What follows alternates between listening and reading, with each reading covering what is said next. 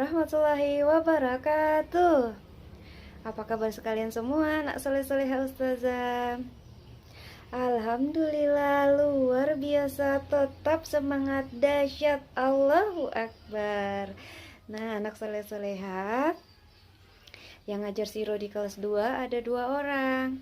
Yang pertama, ustazah namanya Ustazah Warti. Dan yang kedua, Ustazah Sinta. Anak soleh-soleha, sebelum kita mulai materi, mari sama-sama kita berdoa. Ayo bareng-bareng sikap berdoanya. Sikap berdoa. Angkat kedua tangan, tundukkan kepala, pejamkan mata. Doa sebelum belajar. Doa sebelum belajar. Bismillahirrahmanirrahim. Rabbi zidni ilma warzuqni fahma. Amin. Sudah siap belajar sirohnya? Nah, kalau sudah siap, duduk anak soleh. Nah, anak soleh, kali ini Ustazah akan membacakan 4 judul siroh dari buku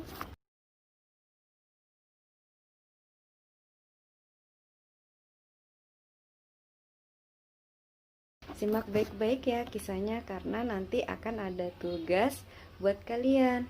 Tugasnya gampang kok.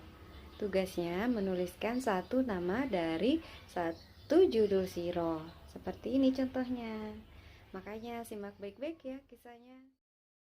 Judul siroh yang pertama, Rasulullah Shallallahu Alaihi Wasallam tiba di Kubah. Adik-adik tersayang, kaum muslimin di Yastrib sudah mendengar kabar bahwa Rasulullah Shallallahu Alaihi Wasallam telah meninggalkan Mekah. Oleh sebab itu, mereka setiap hari mengharap-harap dan menanti-nanti kedatangan beliau. Bahkan beberapa dari mereka pergi ke Kubah, suatu kampung yang letaknya beberapa mil dari Yastrib, untuk menyambut Rasulullah Shallallahu Alaihi Wasallam. Setiap pagi mereka pergi bersama-sama ke tempat itu. Jika sampai siang Rasulullah Shallallahu Alaihi Wasallam belum datang, mereka pergi dan berteduh sebentar di tempat lain. Ketika petang tiba dan Rasulullah Shallallahu Alaihi Wasallam belum juga tiba, mereka pulang ke Yastrib. Begitu terus setiap hari. Rasulullah Shallallahu Alaihi Wasallam dan rombongannya memang masih agak jauh dari Yastrib. Suatu hari, ketika panas matahari tengah begitu terik, Rasulullah Shallallahu Alaihi Wasallam tiba di Kubah. Saat itu, penduduk Kubah juga sudah banyak yang memeluk Islam. Mereka juga tengah menanti-nanti kedatangan Rasulullah Shallallahu Alaihi Wasallam. Namun, tidak seorang pun yang sudah mengenal wajah Rasulullah Shallallahu Alaihi Wasallam dan Abu Bakar. Oleh sebab itu, ketika beliau dan Abu Bakar berteduh di bawah pohon kurma, tidak seorang pun yang datang menyambut. Sampai akhirnya lewatlah seorang Yahudi yang mengetahui bahwa Rasulullah Shallallahu Alaihi Wasallam dan sahabatnya yang tengah berteduh itu. Yahudi itu segera naik ke tempat tinggi dan berteriak sekeras-kerasnya, "Hai orang-orang Arab, itulah yang kamu harap-harap dan kamu nanti-nanti kedatangannya. Ia telah berada di sini. Ia telah datang." Demikian teriak orang Yahudi itu berulang-ulang. Orang-orang Kubah datang berduyun-duyun ke tempat Rasulullah Shallallahu Alaihi Wasallam berteduh. Ketika tiba, mereka memberi hormat kepada Abu Bakar. Melihat itu, Abu Bakar segera membuka selendangnya dan menemui Rasulullah Shallallahu Alaihi Wasallam. Barulah orang-orang sadar bahwa mereka telah salah menyalami orang. Orang-orang meminta Rasulullah Shallallahu Alaihi Wasallam beristirahat selama beberapa hari di Kuba. Rasulullah Shallallahu Alaihi Wasallam pun mengabulkan permintaan itu. Beliau tinggal di rumah seorang sahabat Ansar yang bernama Kalsum bin Hadam. Judul siro yang kedua, Hijrah Ali bin Abu Thalib. Bagaimana dengan Ali bin Abu Thalib? Adik-adik tersayang, sesuai dengan pesan Rasulullah Shallallahu Alaihi Wasallam, setelah mengembalikan barang-barang titipan kepada para pemiliknya, Ali bin Abu Thalib berangkat hijrah. Ali pergi mengawal keluarga Rasulullah Shallallahu Alaihi Wasallam dan keluarga Abu Bakar. Mereka adalah Fatimah, Ummu Kulsum, Bunda Saudah, Ummu Aiman, dan anaknya. Usama selain itu juga turut istri Abu Bakar, Ummu Ruman, dan anak-anaknya Aisyah, Asma, dan Abdullah. Juga ada orang-orang muslim lain yang lemah dan tidak berdaya. Jadi, adik-adik tersayang, terbayang dengan jelas betapa beratnya tugas Ali bin Abu Thalib saat berhijrah. Apalagi mereka semua kekurangan kendaraan, sehingga Ali bin Abu Thalib harus berjalan kaki menempuh jarak lebih dari 400 km di tengah padang pasir itu. Selama perjalanan, mereka berhenti dan bersembunyi pada siang hari untuk menghindari kejaran pasukan Quraisy. Jika malam tiba, barulah mereka berangkat dan meneruskan perjalanan. Akhirnya, tibalah rombongan hijrah Ali bin Abu Thalib di Quba. Di sana, mereka berjumpa dengan Rasulullah Shallallahu Alaihi Wasallam yang masih berada di tempat itu. Adik-adik tersayang, begitu jauh dan beratnya perjalanan. Kaki Ali bin Abu Thalib membengkak dan dipenuhi luka di sana sini. Rasulullah Shallallahu Alaihi Wasallam merasa amat ibah kepada sepupunya itu. Beliau berdoa kepada Allah Subhanahu Wa Taala, memohon agar Allah berkenan menyembuhkan semua luka di kaki Ali dan memulihkan kekuatannya seperti sedia kala. Dengan kedua tangan beliau yang mulia itu, Rasulullah mengusap kaki Ali bin Abu Thalib. Alhamdulillah, segera saja pulihlah semua luka, kempislah bengkak, dan lenyaplah semua rasa sakit dari kaki Ali bin Abu Thalib. Adik-adik tersayang, saat Ali bin Abu Thalib dan orang-orang yang dikawalnya tiba di Quba, Rasulullah Shallallahu Alaihi Wasallam telah berhenti di sana selama lebih dari 10 hari. Dalam 10 hari itu, beliau dan para sahabat yang lain telah membangun sebuah masjid. Itulah masjid pertama dalam sejarah Islam. Di dalam Al-Quran, Allah Subhanahu wa Ta'ala menyebut masjid itu dengan nama Masjid Taqwa. Sampai kini, masjid itu dikenal sebagai Masjid Quba. Judul sirah yang ketiga, Masjid Quba. Rasulullah Shallallahu Alaihi Wasallam adalah orang pertama yang meletakkan batu untuk mendirikan Masjid Quba. Setelah itu, beliau menyuruh Abu Bakar, lalu Umar bin Khattab, dan setelahnya Utsman bin Affan.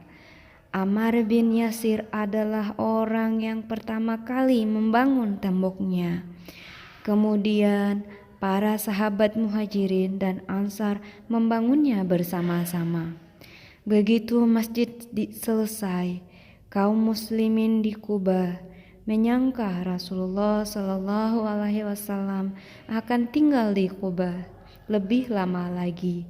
Namun Allah Subhanahu wa taala memerintahkan Rasulullah Shallallahu alaihi wasallam untuk berangkat ke Yastrib. Begitu mengetahui hal itu, dengan wajah sedih kaum muslimin Kuba mendatangi Rasulullah Shallallahu alaihi wasallam dan bertanya pelan, "Ya Rasulullah, apakah Tuhan memang menghendaki rumah yang lebih baik daripada rumah kami?"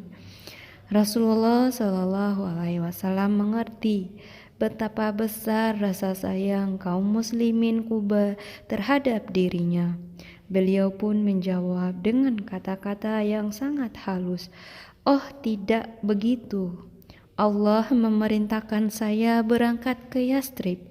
Karenanya, hendaklah tuan-tuan membiarkan unta saya terus melanjutkan perjalanan." Sebelum berangkat, Rasulullah Shallallahu Alaihi Wasallam berdiri di depan Masjid Kuba. Para sahabat berkumpul di hadapan beliau. Rasulullah Shallallahu Alaihi Wasallam bertanya kepada mereka, "Apakah Anda sekalian orang-orang beriman?" Semuanya terdiam. Tidak seorang pun yang berani menjawab.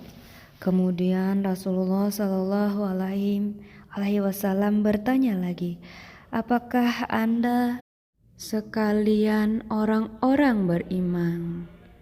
Kembali semua orang terdiam, kecuali Umar bin Khattab. Saat itu Umar menjawab, "Ya Rasulullah, sesungguhnya mereka semua orang-orang beriman dan saya termasuk salah seorang dari mereka."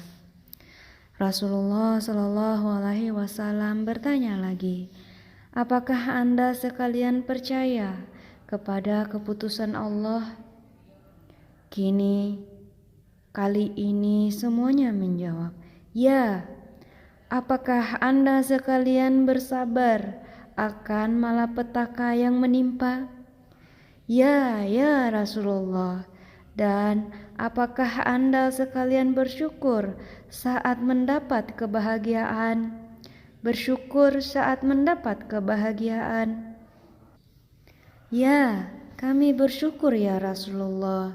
Demi Tuhan Ka'bah, kalau begitu Anda sekalian adalah orang-orang beriman." Judul Siroh yang keempat, Salat Jumat pertama. Adik-adik tersayang, Rasulullah Shallallahu Alaihi Wasallam berangkat dari Kuba pada Jumat pagi. Beliau diiringi para sahabat Muhajirin dan Ansar. Sebagian berkendaraan, sebagian lagi berjalan kaki.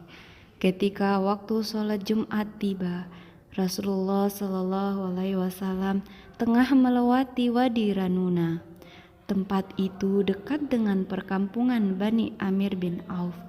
Rasulullah Shallallahu Alaihi Wasallam berhenti dan mendirikan sholat Jumat bersama para sahabatnya. Itulah sholat Jumat pertama yang didirikan Rasulullah Shallallahu Alaihi Wasallam. Dalam salat itu, Rasulullah Shallallahu Alaihi Wasallam berkhutbah, "Wahai seluruh manusia, hendaklah kalian mengerjakan amal kebaikan demi kalian sendiri. Sungguh kalian mengetahui, demi Allah, sesungguhnya akan datang suatu hari ketika salah satu dari kalian dikejutkan oleh suara gemuruh, sehingga ia akan melupakan harta apapun yang dimilikinya. Pada hari itu Allah Subhanahu wa taala akan berfirman kepadanya." Langsung tanpa ada yang menerjemahkan atau menghalang-halangi. Firman-Nya, tidakkah telah datang seorang rasul kepadamu, lalu ia menyampaikan ajarannya kepadamu, dan aku telah memberikan harta kepadamu, serta aku telah memberikan banyak karunia kepadamu. Namun, semua itu kamu gunakan untuk dirimu sendiri. Saat itu, ia akan melihat ke kanan dan ke kiri, tetapi tidak melihat apapun. Namun, ketika melihat ke muka, ia akan menatap neraka jahanam. Siapapun yang dapat menjaga wajahnya dari bahaya api neraka, walau dengan separuh kurma, hendaklah ia mengerjakannya. Namun, jika tidak mempunyai apapun, hendaklah ia banyak menyebut kalimat thayyiban, karena kalimat thayyiban itu adalah sesuatu yang indah yang akan diberi balasan sampai 700 kali lipat. Keselamatan dan rahmat Allah serta barakahnya semoga dilimpahkan atas kamu dan atas Rasulmu. Adik-adik tersayang, pada saat salat Jumat itu, Rasulullah Shallallahu Alaihi Wasallam berkhutbah setelah salat didirikan. Baru pada kemudian hari, Rasulullah Shallallahu Alaihi Wasallam mengubah syara itu sehingga khutbah dilakukan sebelum salat Jumat dilakukan. Rasulullah Shallallahu Alaihi Wasallam pun melanjutkan perjalanan. Setiap kali melewati sebuah perkampungan, orang-orang selalu berebut menawarkan tempat bersinggah dan beristirahatan kepada beliau. Namun, beliau selalu mengulang jawaban yang sama.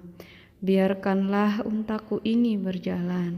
Sesungguhnya ia diperintah Allah Subhanahu wa Ta'ala agar berhenti di tempat yang dikehendakinya.